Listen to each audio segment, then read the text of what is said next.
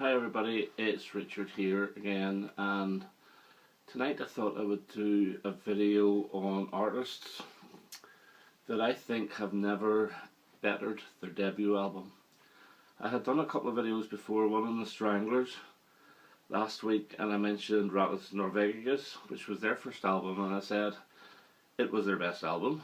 I also did a video on bands that don't really get as much credit as they deserve, and I mentioned Mungo Jerry, and I showed their first album, which I think I said was their best album.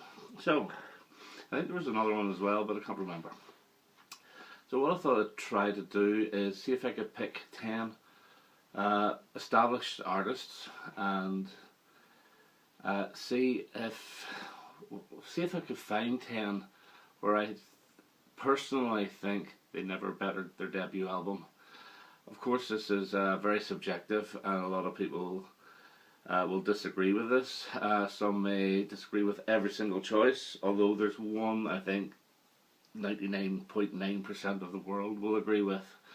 But anyway, we'll start anyway, and the first one I'm going to show, and it's a CD because I do not have the vinyl, and that is this band, Oasis.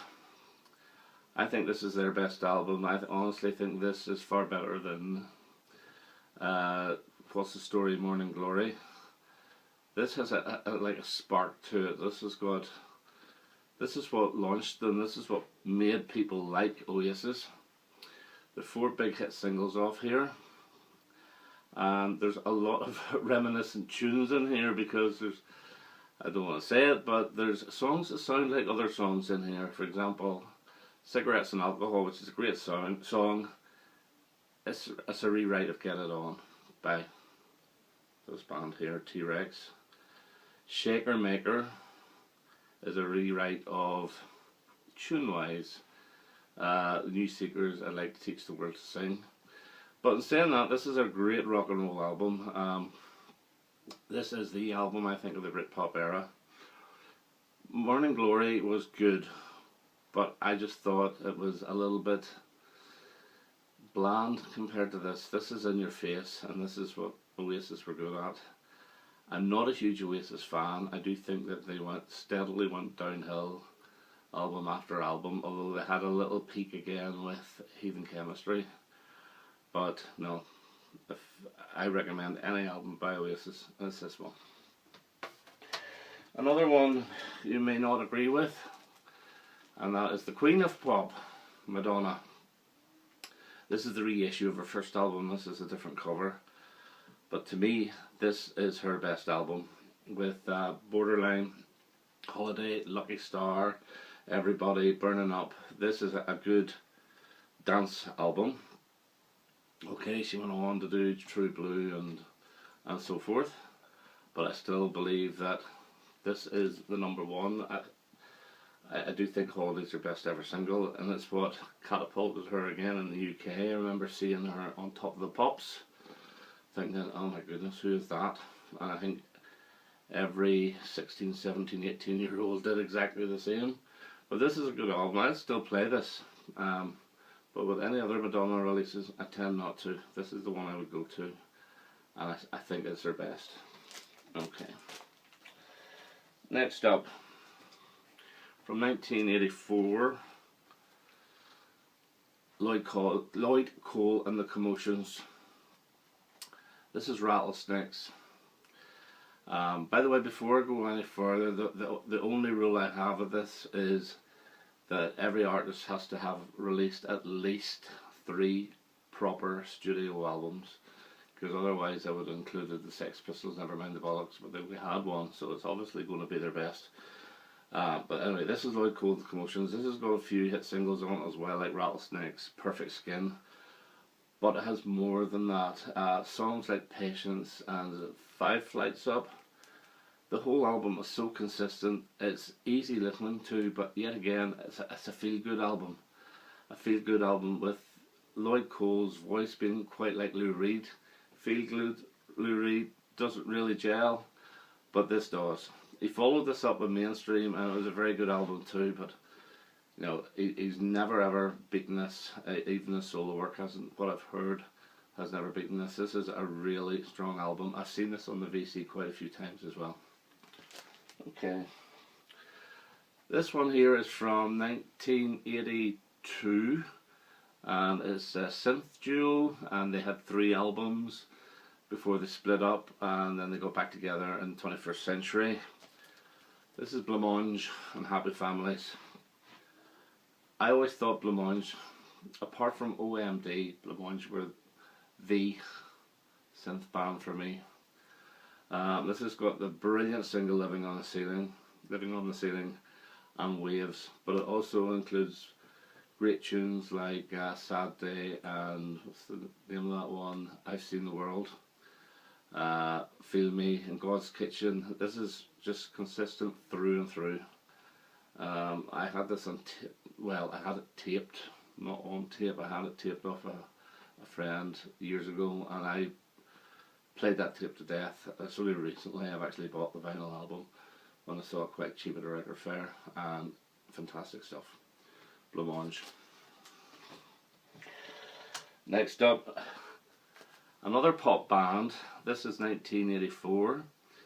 Again, they released 3 albums before they split up and got back together again in the 21st Century. This is the Bangles. This is their first album, All Over the Place. This is very 60s influenced, jingly jangly guitar pop. It's their song. There's the one hit single off this. It was a minor hit. Was Going Down to Liverpool. But songs like James and Dover Beach are great 60s influenced pop, and it's very melodic as well. They went on to greater success with their second album, In a Different Light, which had 2 fantastic singles off it, Walk Like an Egyptian and Princess Manic Monday. But consistent wise, this is a better album. This is just great stuff through and through, and if you ever think of the Bangles, girly pop, never worry, throw it away. No, this is a really strong album. So, the Bangles. Now this is the one I think everybody will agree with me is this guy's finest album. It often gets, well, not mocked, but it never gets enough credit for what it is. That's Bat Out of Hell. There's a reason why this sold a gazillion copies. It's because it's a real damn fine album. I know it's bombastic, it's over the top, but you know, I love it. I still love it. Maybe it's been overplayed. Maybe give it a while before you give it another spin. But tracks like Bat Out of Hell and 2 Out of 3 Ain't Bad, Paradise by the Dashboard Light, what's that one, On a Hot Summer's Night, You Took the Words Right Out of My Mouth.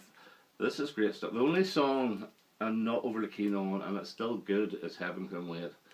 So he's never beat this. His follow-up to this was supposed to be Bad for Good, which Jim Steinman released. Apparently he didn't like it. And then Steinman wrote the Dead Ringer album, which is also a good album, but it's not in the same league. This is great. And after that, Meatloaf, no, does nothing for me. Even Bat Out of Hell 2 I didn't think was very good, to be quite honest with you. But anyway, this here, Bat Out of Hell, best debut album. He's never beaten it. Okay, we're going way back to 1965 now.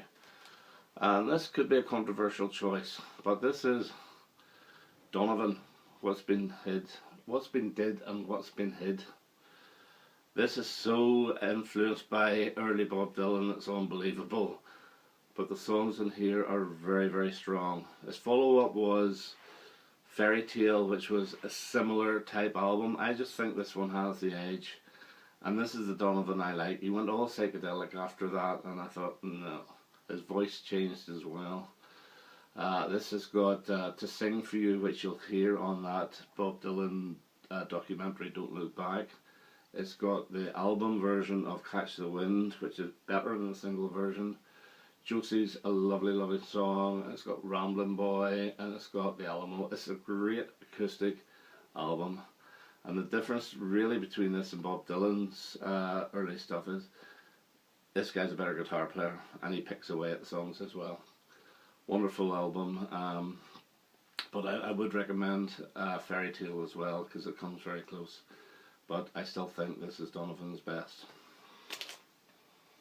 Next up, a band that had 4 albums, well technically 5, but for the 5th one the lead singer and lead writer left, and I think most people may agree that this is the best Velvet Underground album, the debut Velvet Underground and Nico. Again, this has influenced so many people, especially David Bowie. It sold absolutely nothing at the time of release, but the influence in this is immense. There's so many cover versions, like Japan do a cover version of All Tomorrow's Parties, R.E.M. do There She Goes, the Primitives do I'll Be Your Mirror, and Bowie and even OMD do I'm Waiting for the Man. So this here has been scavenged by a lot of people to get songs, and they've recorded them. Wonderful album, and a lot of people tend to say that they don't like Nico's voice on it, but I think it adds a little bit of extra sparkle and mysticism to it. This is a good album. The 4 Velvet Underground albums are all good, but again, this stands up as the best. Okay, 2 more. This is an absolute classic, and these guys never beat this. This is the Undertones debut album. This actual copy is a re-release with 2 added songs included, which were the brilliant Teenage Kicks and the even brillianter Get Over You. Now, it was reissued in the same year as the original issue. This also includes the single version of Here Comes the Summer, which replaced the album's slower version and shorter as well. But whichever version of the Undertones debut album, it's still their best. Catchy, fun, punk pop. They were influenced by the Ramones, really. These are quite local guys. They're from Derry in Northern Ireland, or Londonderry in Northern Ireland, whichever you prefer. It's about 30 miles away from me, so you know there are good guys have done well. They tried to follow their second album. They tried to more or less do a carbon copy with Hypnotize, but it didn't work. And then fair dues to them, they actually changed their sound for the 3rd and the 4th album. They went more soul. But again, this is their debut. This is their best.